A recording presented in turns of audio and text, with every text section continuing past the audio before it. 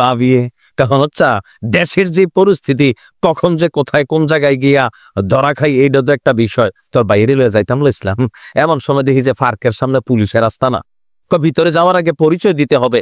তোর বাইয়ে ডরে আইয়া লাইছে তারা দিবালা তো পুলিশ লইয়া ঘুরে।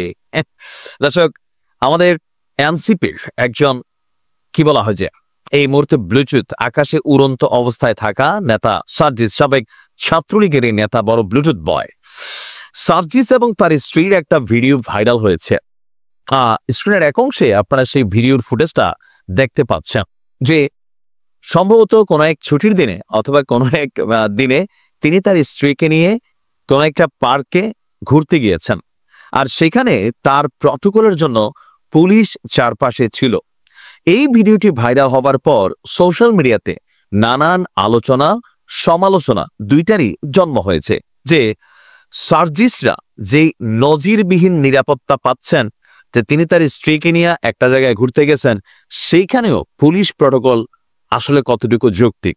আবার কেউ কেউ বলছেন যে না ভাই, জাতীয় নেতা, শেখ হাসিনার পতন ঘটাইছে, দল না করলেও তারা জাতীয় নেতা ছিল, তাদের পুলিশ প্রোটেকশনের ইস্যু আছে, কারণ তারা তাদের প্রাণের নিরাপত্তা ইস্যুটা নিয়ে ঝামেলা পাকাইছে। এখন এই ভিডিওটা কি আসলে গোপালগঞ্জের ঘটনার আগের নাকি পরের, এটা হচ্ছে প্রশ্ন।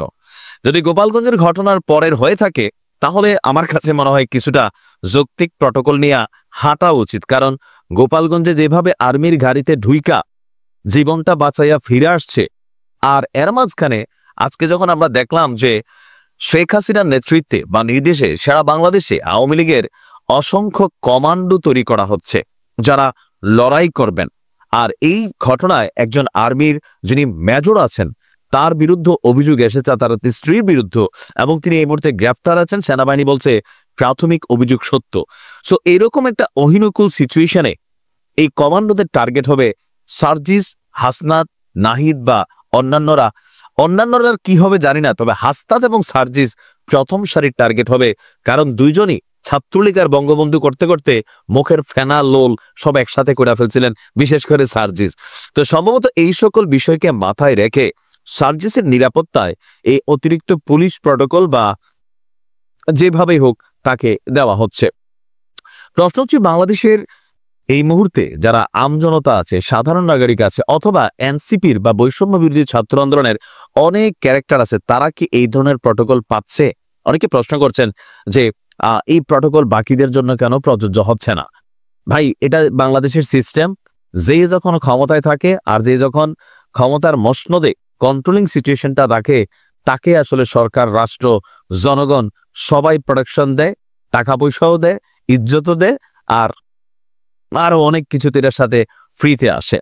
তো এই মুহূর্তে প্র্যাকটিক্যাল হচ্ছে সার্জিস, হাসনাত আব্দুল্লাহদের জীবন আর সাধারণ এনসিপির একজন সদস্যের জীবন অথবা বৈষম্য বিরোধী ছাত্র অথবা সমন্বয়কের জীবনের মধ্যে পার্থক্য আছে।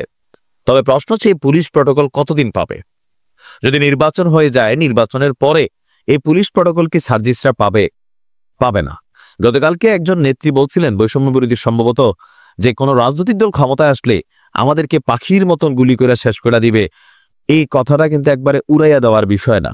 আওয়ামী লীগ উৎপেতে আছে, সুযোগ পেলেই কিন্তু শিকার করবে, আর এই শিকারে 100% আপনার তালিকার প্রথম লিস্টে নিশ্চয়ই সার্জিসরাই থাকবেন। তো রাজনৈতিক সরকার আসলে এই প্রটোকল সিস্টেমটা আমার ধারণা থাকবে না, আবার থাকতেও পারে রাষ্ট্রের প্রয়োজনে। তো দেখা যায় কি হয়। ভালো থাকুন। আসসালামু আলাইকুম।